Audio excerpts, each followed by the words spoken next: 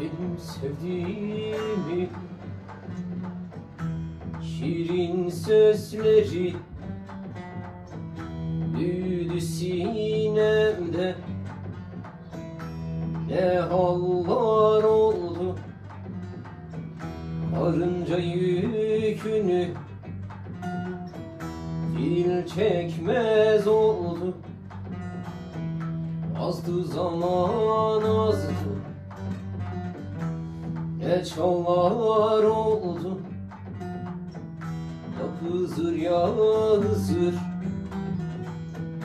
ne çağlar oldu.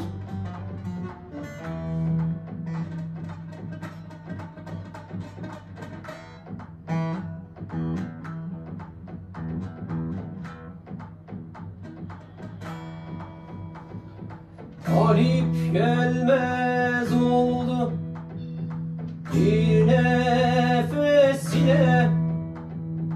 bir nefesine. Elin alıp gitmez oldu yasına. Dağlar sindi tepeler gölgesine. Büyüdü tepeler, ne dağlar oldu. Ya Hızır ya Hızır, ne çağlar oldu.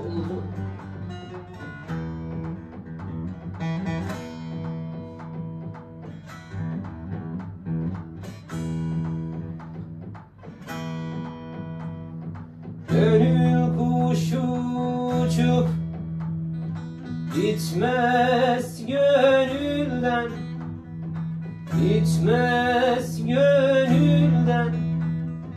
Bülbül vazgeçer mi Haydar Gonca gülünden? Aptal Pir Sultan'ın çarkın elinde.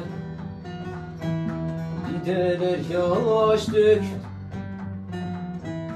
ağlar oldu. Gideler yaş dök, ağlar oldu. Ya Hızır ya Hızır, ne çağlar oldu.